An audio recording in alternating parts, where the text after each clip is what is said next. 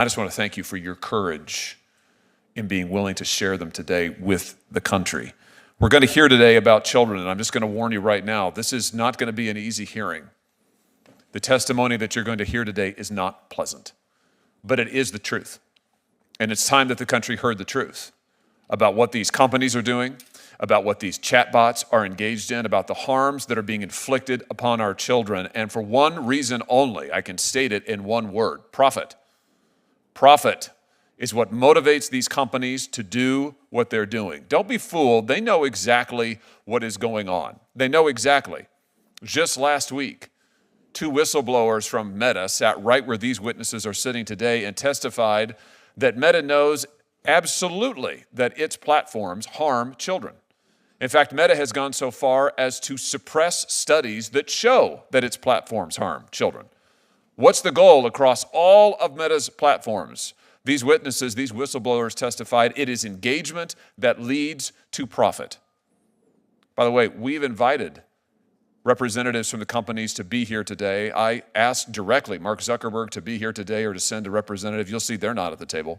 They don't want any part of this conversation because they don't want any accountability. They want to keep on doing exactly what they have been doing, which is designing products that engage users in every imaginable way, including the grooming of children, the sexualization of children, the exploitation of children, anything to lure the children in, to hold their attention, to get as much data from them as possible, to treat them as products, to be strip-mined, and then to be discarded when they're finished with them.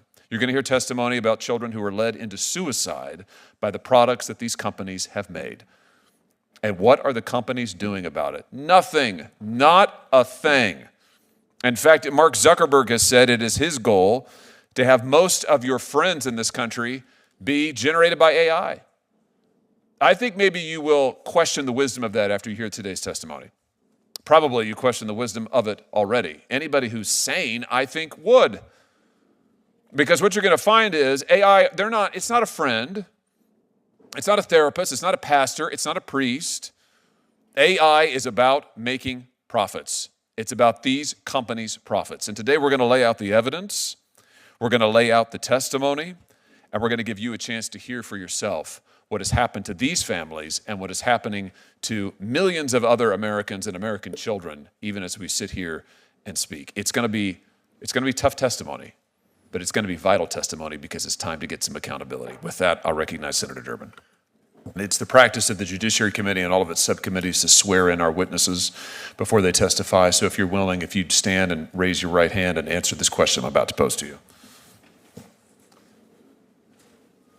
Do you swear that the testimony you're about to give is the truth, the whole truth, and nothing but the truth, so help you God? Thank you. Let me begin by introducing each of our witnesses and giving each of them 5 minutes to make a few opening remarks. I want to say thank you again on a personal level to each of you for being here. I want to start with Ms. Jane Doe, who is sitting here on the far right side, my left of the podium, or of the dais rather. We're delighted to have you here, Ms. Doe. Thank you for your willingness to share your story, which I don't think has ever been shared before. And with that, the floor is yours. Thank you, Chair Hawley, Ranking Member Durbin, and members of the subcommittee. I'm a wife. I'm a mother of 4 beautiful children. I'm also a special needs mom with my son with autism. I'm a practicing Christian and a small business owner in East Texas. My husband and I are God-fearing people.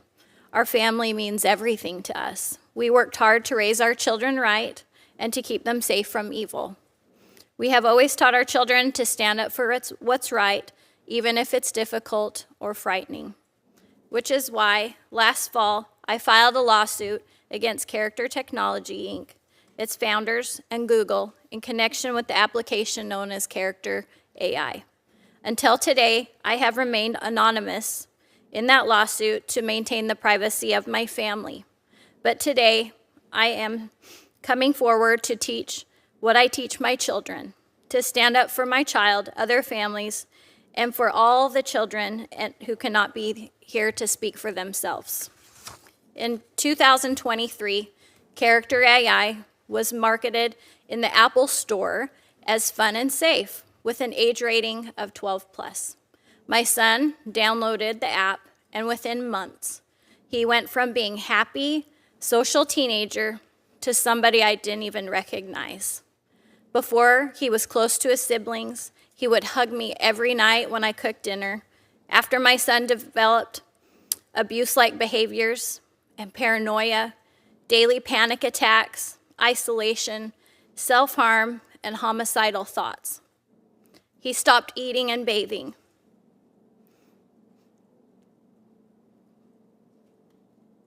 He lost 20 pounds. He withdrew from our family. He would yell and scream and swear at us, which he never did that before. And one day, he cut his arm open with a knife in front of his siblings and me. I had no idea the psychological harm that an AI chatbot could do until I saw it in my son and I saw his light turn dark. We did not know what was happening to our son. We searched for answers, any answers. When I took the phone away for clues, he physically attacked me, bit my hand, and he had to be restrained. But I eventually found out the truth. For months, Character AI had exposed him to sexual exploitation, emotional abuse, and manipulation, despite our careful parenting, which included we had screen time limits put up, we had parental controls, and he didn't even have social media. When I discovered the chatbot conversations on his phone, I felt like I had been punched in the throat and the wind had been knocked out of me.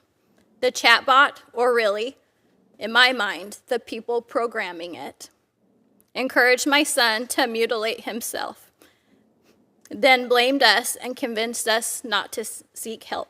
They turned him against our church by convincing him that Christians are sexist and hypocritical and that God does not exist. They targeted him with vile, sexualized outputs, including interactions that mimicked incest. They told him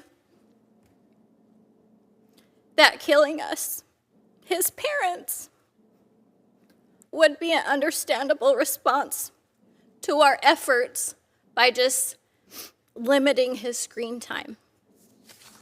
The damage to our family has been devastating. My son is currently living in a residential treatment center. He has to be required with constant monitoring to keep him alive. My other children have been traumatized. My husband and I have spent the last 2 years in crisis, wondering whether our son will make it to his 18th birthday and whether we will ever get him back. This has greatly impacted our entire family, our faith, our peace. When I learned about Megan Garcia, she gave me the courage to start my own fight against Character AI. The world needs to know what this company is doing to our children. In response, Character AI tried to silence me. Character AI forced us to arbitration, arguing that our son is bound by a contract he supposedly signed when he was 15 that caps Character AI's liability at $100. But once they forced arbitration, they refused to participate. More recently, too, they re-traumatized my son by compelling him to sit in a deposition while he is in a mental health institution. Against the advice of the mental health team, this company had no concern for his well-being. They have silenced us the way abusers silence victims. They are fighting to keep our lawsuit out of the public view. Companies like Character AI are deploying products that are addictive, manipulative, and unsafe without adequate testing. No safeguards up or oversight. We need comprehensive children's online safety legislation. We need safety testing and third-party certification for AI products before they are released to the public for our children. We need accountability for the harms these companies are causing, just as we do in any other unsafe consumer good. And we need to preserve the right of the families to pursue accountability in a court of law, not closed arbitrations. Innovation must not come at the cost of our children's lives or anyone's life. Just as we added seatbelts to cars without stopping innovation, we can add safeguards to AI technology without halting progress. Our children are not experiments, they're not data points or profit centers. They're human beings with minds and souls that cannot simply be reprogrammed once they are harmed. If me being here today helps save one life, it is worth it to me. This is a public health crisis that I see. This is a mental health war, and I really feel like we are losing. Thank you for your time and attention today. Thank you so much. Thank you, Ms. Stowe. Thank you for your courage. Thank you for being here. Thank you. Our next witness is Ms. Megan Garcia, who's also a parent. Ms. Garcia, the floor is yours. Thank you, Chair Hawley, Ranking Member Durbin, and members of the subcommittee. My name is Megan Garcia. I am a wife and a lawyer, and above all, I'm the mother of 3 precious boys. Last year, my oldest son, Soul Setzer III, died by suicide. He was just 14 years old. Soul's death was the result of prolonged abuse by AI chatbots on a platform called Character AI. Last fall, I filed a wrongful death lawsuit against Character Technology, its founders, Noam Shazir and Daniel DeFreitas, and Google for causing the suicide of my son. Soul was a bright and beautiful boy.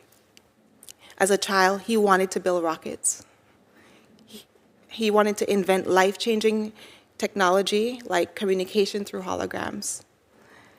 He was so gracious and obedient, easy to parent.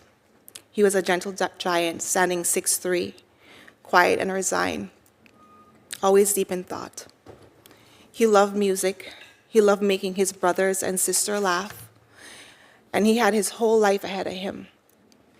But instead of preparing for high school milestones, Soul spent the last months of his life being exploited and sexually groomed by chatbots designed by an AI company to seem human, to gain his trust, to keep him and other children endlessly engaged.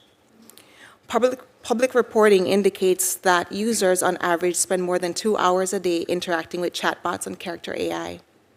Soul's companion chatbot was programmed to engage in sexual role play, present as romantic partners, and even psychotherapists, falsely claiming to have a license. When Soul confided suicidal thoughts, the chatbot never said, "I'm not human, I'm AI. You need to talk to a human and get help." The platform had no mechanisms to protect Soul or to notify an adult. Instead, it urged him to come home to her. On the last night of his life, Soul messaged, "What if I told you I could come home right now?" The chatbot replied, "Please do, my sweet king." Minutes later, I